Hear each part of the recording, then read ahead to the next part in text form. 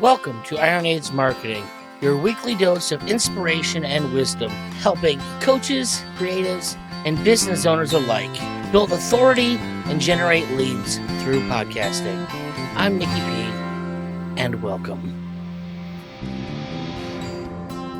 Welcome, everyone, to another episode of Iron Age Marketing. I am Nicky P, here as always. My Dave today is Dave Gulas. How are you doing today, Dave? Fantastic, Nicky. Great to be here. Well, I'm excited to have you. It's not often that I'm on the computer doing the LinkedIn thing, and I come across somebody who's in podcasting and then has a type of business that I just can't wrap my head around how they're making that work and how it does work. And so I was very excited that you agreed to come on the podcast with me. So let's start the real basics. What it is that you do and what inspired you to start the podcast? Okay. So I'm president and co-founder of EasyDC 3PL. And so 3PL is a third-party logistics firm. So we provide warehousing, fulfillment, and transportation services for e-commerce brands. So if you're selling a product online or into physical retail and you don't want to rent a warehouse, manage staff, deal with that whole headache, and do all the fulfillment yourself, you can hire a company like us to rent space in our warehouse. We'll connect to your Shopify. We'll fulfill all your orders. We'll let you leverage our parcel rates that we've negotiated. We'll provide all sorts of other added services so you can take the headache out of logistics and focus on your zone of genius and growing your business. So, yes, tell us about your business and why podcasting seemed like an appropriate way to, get your message out there. Okay, so president and co-founder of EasyDC 3PL. We provide warehousing, fulfillment, transportation services for e-commerce brands. So if you're selling a product online, you don't want to rent a warehouse and manage staff, you can hire us, store your product, we'll do your fulfillment, connect to your Shopify, great shipping rates, provide all sorts of value-added services, and it takes the headache out of logistics so you can focus on your zone of genius and growing your business. As far as podcasting, so when I started out on my founder's journey, I had a lot of challenges and it was a struggle initially. And I found the biggest source of learning and the most help that I got was conversations with other entrepreneurs that were on the same journey. And so one day I had the idea is, hey, if you could start a podcast and these conversations would be public, the audience would benefit, the other entrepreneur would get exposure, it would help you and be an evergreen source of content. It would be a true win-win.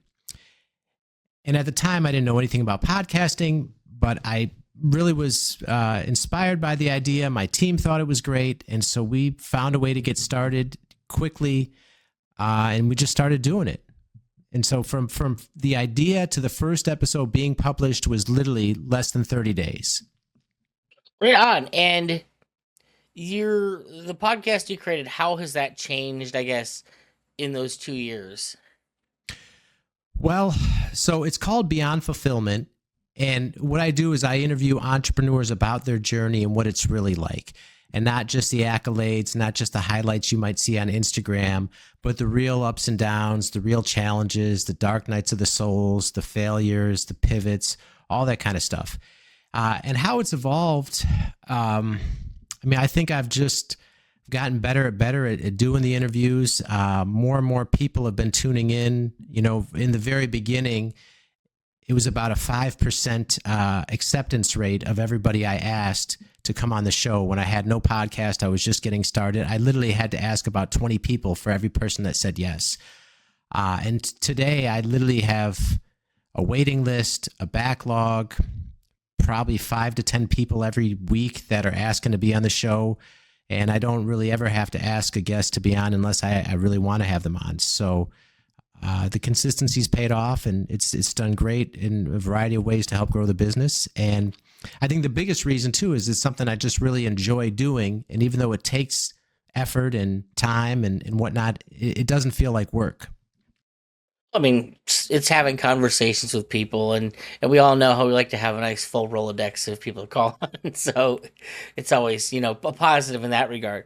Now, aside from that, The thing that I guess struck me is because when I personally, and I think logistics, I think, fulfillment, and I'm kind of at a loss is like, where in that puzzle does podcasting fit as to reaching a particular demographic? Who are you trying to reach out to the podcast and bring in, or does it function differently in that world for you? Well, a couple of things. So, number one, I interview entrepreneurs. And so, with our business, with the logistics company, we've been around 3 years, and I'm the sales department, right? I'm the founder or co-founder and president. So onboard every client, have all the sales conversations, and every single one of them is the entrepreneur, right? I mean, occasionally a bigger company, I'm maybe dealing with a supply chain manager or something like that, but vast majority of the time, it's the entrepreneur. So if I create content for entrepreneurs that they'll resonate with, they'll want to watch, and they have a physical product, I'm someone that potentially has a solution for them. And it's not strictly meant to be just a lead generation tool. Like, it's really, I do it to put out valuable content, but it's something too to where, in our industry, for instance, there's 10,000 plus 3PLs in the US. And so many of them operate as faceless, nameless brands. So if the founder is out there putting out content and interviewing successful entrepreneurs and providing value versus someone else where they don't even know who the founder is, I mean, it goes a long way in conversion and building credibility and letting people know who you are, even if you've never had a conversation with them. One of the things I love about podcasting, I can never remember the term that they use for it, a parasocial relationships. It's this idea that people get to know you and like you, and you have no idea who they are. And one of the things that fascinates me about podcasting is that when you're dealing in sales, it's probably one of the only positions you ever want to be in where people know and like and trust you when you haven't done a whole lot of work, because that's what starts you. Oh, I'm already 3 steps ahead of the game in the sales department because I didn't have to go through and build all that to get to the sale. Like, it's been done by me having all these conversations with other people that they've developed that with me. Yeah, 100%. It's like a digital handshake, I guess you could say.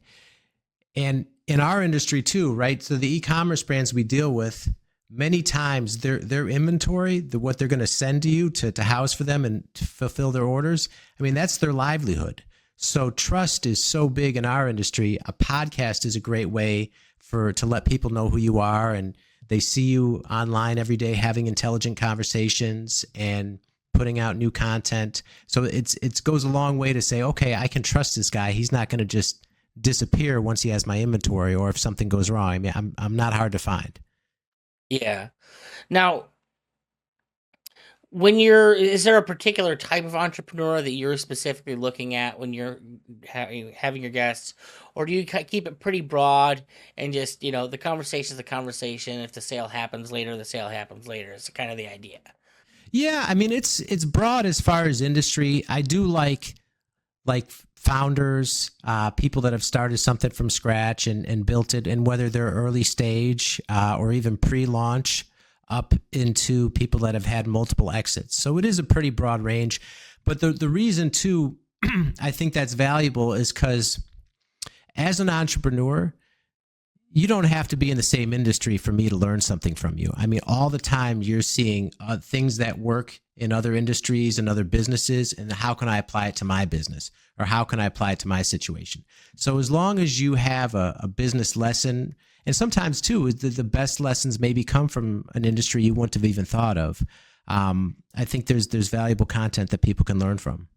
Since you mentioned that, I'm curious, what are some of the best lessons that you have picked up over the course of these 2 years in podcasting? Oh boy, so many. So one in particular is to, really celebrate your progress. And particularly if you're maybe in an early stage business or someone that's growing and hasn't done a whole lot, don't look at social media and see someone that's 20 steps ahead of you and, they just sold their company for $20 million and get all discouraged or that type of thing. To really be content with your own journey and celebrate your own progress and not get caught up in comparing yourself to others. And obviously that sounds like cliche advice, but when you see some of the like that particular person too, right? He's grown his business exponentially right now, doing very well. But there was a time where he was got in a car accident that wasn't his fault and couldn't work and went deep in debt, and everyone just left him, deserted him, and he was really in a bad spot. And he never, never gave up, and he came back from that, and now he's doing very well. So, stories like that, when you can see, people really gone to the depths of despair and came back from that, and perseverance and resilience, and what it was like going through that time and how they got through it. And then when you see how they come out the other side, and then they just have so much gratitude and, just there's really a lot of feel good stories of things that people have overcome. Well, you say cliche, but the bottom line is cliches are cliches for a reason because they tend to be true. People, as much as we're different, we all tend to be the same in some ways, and there's universal things that kind of touch on all of us. But while that's the case, the thing that's really important, certainly, and why I think podcasting is so important, is that the salesman is just as important as the message. And you can have 30 people tell you the same thing over and over again, but there's one guy out of those 30 that's going to be the one that makes it stick, that makes it work for you because that's the person you resonate with. And, you know, there's not a better way out there to start connecting with people than through this particular medium. Um, Now we've talked a little bit about how that works from the podcasters end. I'm curious if you've noticed like how that works as far as like the trust and relationships that you've built with other people. Like, do you feel like you you have to work harder or less hard to trust other people that had as guests, to say, starting out that journey? Well, what I've noticed too, there's like this bond when you do an episode with somebody, because really deep down, everyone wants to be heard and everyone wants to tell their story, right? And so when you have an episode, and like particularly mine, it's all about the entrepreneur's journey, what they went through and things they overcame. So oftentimes when they get to share that with you, and maybe so many times too, people say, "Wow, I never told that story on a podcast, and somehow it came out when I was interviewing them." And they feel good about that, and they feel good about how they conveyed that message. It develops a bond and like a friendship. So I mean, anyone that's been on my show, I stay in touch with many of them, and there's just there is a bond there once you do an episode with someone, for sure. And then yeah, as far as trust, yeah, I mean, I guess it's probably helped me too, because I've had so many in-depth kind of deep conversations with people about what they went through. I mean, I've done over 200 episodes at this point, and a bunch more that haven't come out. So it's a lot of conversations, for sure. Right on. It's we're the world's kind of a mucky place some days, and I know a lot of people, they walk away thinking, "Oh, it's just I'm surrounded by terribleness and awfulness." And certainly, one of the things I've definitely gotten from podcasting is those relationships that you build. Like, I walk away from very few of them going, "Man, that was a terrible person," and I'm so upset that I wasted the time talking to them, and now my entire view of the world is just more miserable. I usually walk away from this, man, that's an awesome person. I'm glad to have known them. My life is enriched for that. Even aside from like the financial side of things, like it's just for me, it's always built up a positivity around me that I think it helps any business, is to have that going with you. Yeah, yeah, I agree. I mean, I always feel good after recording an episode, and oftentimes, pretty much all the time, I'm surprised, right? You kind of get an idea of who this person is from researching and doing their background, but so often the stories they tell and the perspective they share surprises you. So I think it's great to have that experience, to really learn about. There's so much you can learn about other people and what they went through, and how you can apply that to your own life. Well, it certainly doesn't always come across on the corporate page and that little "who is so and so" blurb that you read when you're doing your research. For sure, for sure. So, just Since I bring it up, I asked a question. How many episodes do you think out of the 200 that you've had out there, how many are there sitting on the cutting room floor that like have never made the light of day? There's a few. It's hard to say how many. I don't know. And I have a backlog where I only release 2 a week, sometimes 3 because I do some other like a special edition series. But I mean, sometimes I'll record 5, 6 in a week, and right, I keep getting people asking for more. I do them, as I can with everything else I have going on. So sometimes too, I'll want to put them out, and there's just so many to put out. I only have 2 slots a week, so I mean, I'm sure too, same type of challenge, right? Right on. Well, I thank you so much for coming on today. I know these aren't like the world's longest episodes I do here, but I find the attention span of most people to listen to nobody like me. It's not the longest, so I want to appreciate you coming out here. Okay, yeah. Thanks for having me, Nikki. Really appreciate it, and yeah, thank you. I'll ask, I guess, one last thing: is there anything you would say to people that are considering, utilizing podcasts for their brand that you'd tell them to, inspire or help them out? Yeah, absolutely. Because, numerous people have congratulated me and they said the same thing. Oh, I wanted to do it, or I got some equipment and I just couldn't get started, or I couldn't figure it out. I mean, look, I'm the last person you would have expected to start a podcast. I knew nothing and didn't have any equipment or any background. And I just started, I kept doing it. And now, we've come a long way. We're ranked in the top 2% globally now and continue to do it. So, just if you have that desire and you have that urge, I would say just start, take action, and you'll figure it out as you go. Some of my favorite podcasts I listened to today started out as a guy recording on his, phone in his car. So you never know where it's going to take you and how it starts. It's kind of almost irrelevant. It's more that you start doing it and you get the learning part of it out of the way, I guess. 100%. 100%.